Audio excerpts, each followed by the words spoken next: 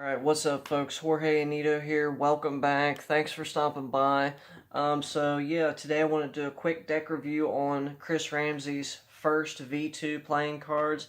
I know there are several videos out there showing reviews on these, so I'll do just a quick review on them, and then I'll give a tutorial with my handling on Chris Ramsey's Praxis. Which is a really cool trick. I'm not going to teach his version of Praxis. I'm just going to teach my handling on it. So without further ado, let's get right into it. These came out not too long ago, actually. These cards are pretty sweet. This is actually my second deck that I bought of them. One thing that I like off the bat is that they don't have the tax stamp. What am I thinking of? The seal, they don't have that little sticker, so it does not have that. You have the Chris Ramsey golden logo right on the tongue flap. Then you have what looks like some matte black with gold foil embossed on the inner tuck. The tuck box, by the way, is pretty simple. Just a gold stripe that completely encircles the box with first written across it. The bottom is the only thing that actually says, I guess it's a little bit of ad copy. It says First Playing Cards Company by Chris Ramsey. So that's that. And you can see the inside of the tuck is completely flat matte with all that gold foil. Anyway, here are the cards. I'll just say right off the bat, these cards are really, really super thin. Wow, they handle pretty well. I think they're on double crush stock, which means they're going to handle exceptionally well right out of the box. They're a modern cut. I do know that. I shouldn't have actually shuffled them because they're in the Monica stack. They were until I just shuffled them. A couple cool things about this deck I'll just show you very quickly. I'm not going to go into this too much because, like I said, I already know that you guys have seen tutorials or reviews on these cards. I'll just show you a few things that I do like about the deck. So we have two identical jokers. Those are good. Chris Ramsey teaches a trick using duplicate jokers called, what is that? Spread and butter. It's on 52 Cards YouTube channel. Check that trick out. That trick is an awesome tabled effect that utilizes two jokers, and it is so sweet. So you have basically, standard courts, except the exception of the altered coloring with more focus on darker collars with gold. And they're mostly all going to be like that. I believe you have a duplicate. Gosh, I can't remember which one it is. I want to say it's the King of Diamonds. I could be wrong. Is it the King of Diamonds? It's the King of Hearts. Is it the King of Hearts? Let's just see real quick. I'm pretty sure there's a duplicate in here. Like I said, I could be wrong. Okay, maybe I am wrong. But, so anyway, on the King of Hearts, you have a 7 of Diamond reveal in the King's hand. You can see it right there. That's kind of a cool little feature. Also, you have this other random card that's just included. It's Chris Ramsey's little, snake logo. I love when decks come out with these random cards. Not necessarily ad cards, but just random cards. And I incorporate these in just random tricks. There's actually a trick that I do utilize this specific card in. I'll put a link in the description if you want to check that out. It actually utilizes this card. It's a pretty cool sandwich trick that uses this card. So yeah, that's basically all I'm going to say about this deck. There's the Ace of Spades, pretty simple. And yeah, that's pretty much it. I was pretty sure that this came with a duplicate, but, you know, I shouldn't have shuffled it before I started. Anyway, it doesn't matter. I don't think it does, but he includes cool stuff with it anyway. Duplicate jokers, King of Hearts with the reveal, and this random snake card, which you can utilize and just kind of create a trick for that. And now to the part that, you know, where I show my handling on Praxis. If anybody has seen Chris Ramsey's Praxis, I'll just show you very quickly what it looks like. So you have the six of... Hold on, let me do that again. These cards are like brand new, and so we have like the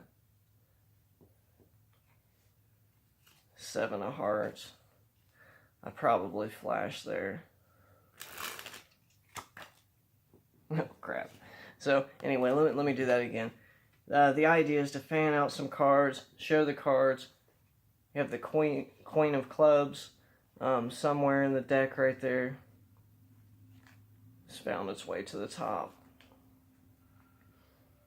If I could do that again right there. With the eight of Hearts, which you could see.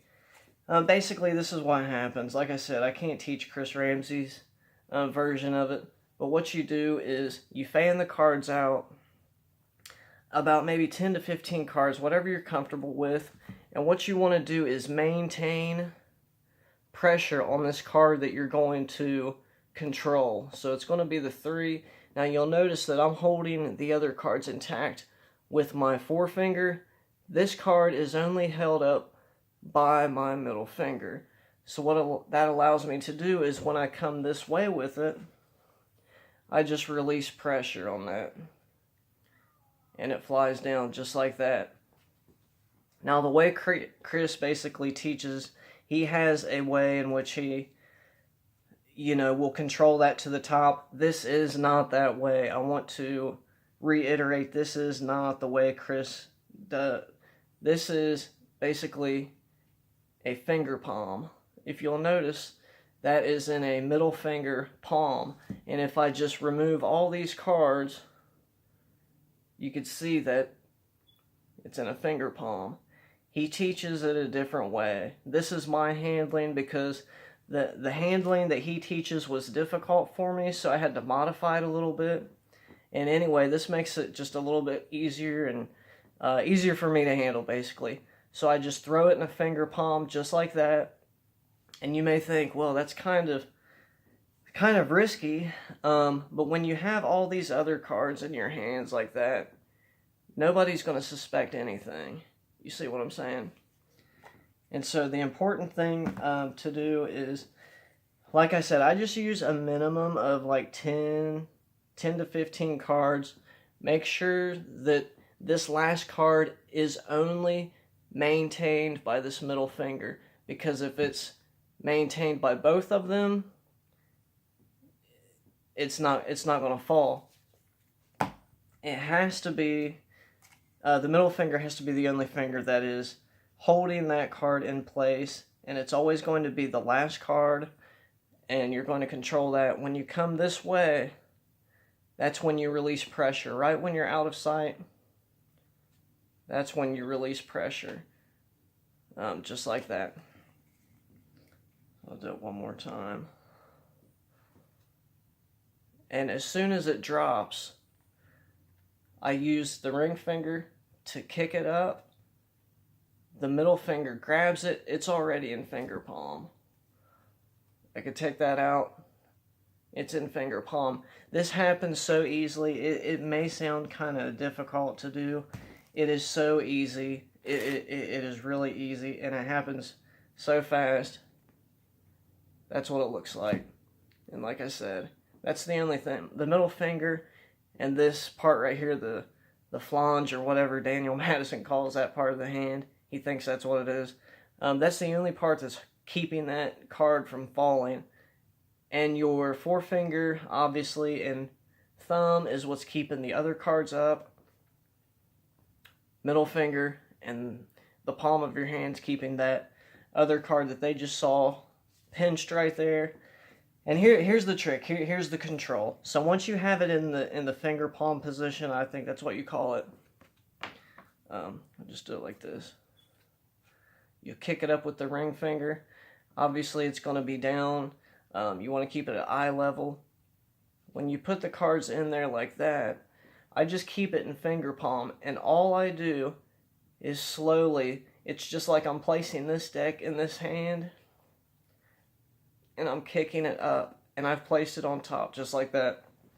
So what we're trying to get it to look like is place the cards down on here. There's nothing in my hands. I place it in my hand like this, kick it up like that, kind of square it up, and the card's already on top. That's what the move is supposed to mimic. See, I'm flashing a little bit. I'm looking at the camera, so I'm not doing it very well. Kick it up in there. Right? You can also kind of put it in like a very loose tenkai, but like I said, I never do that. I always do it in a finger palm. But to make it look as natural as you can, like I said, I kind of do it really fast. That way it doesn't look like any trickery or anything is going on. And then however you choose to reveal it, obviously, that's going to be up to you. I keep watching the camera. I'm not focused on the cards. Anyway, that's my handling on Praxis. I hope you enjoy it. This used to be an effect that was sold by illusionists that they themselves pulled, and so Chris Ramsey teaches it on his channel. So I would encourage you to check out his channel and see his specific handling on that. And then if there's a way that you can modify it or make it easier for you, then that's what you should do. That's what I did. But yeah, go to his channel, check it out. It's called Praxis. He teaches it for free. It's no longer for sale. So if anybody's thinking that I'm just teaching something that's somebody else's material, that they're selling, that is not the case, because he's teaching it for free. This isn't even his handling on it. This is my own handling. The only thing that I've really added to it is the finger palm and the way that I place it back on the deck in order to control it. That's it. So I hope you enjoy it. Thanks for checking it out. Thanks a lot. God bless.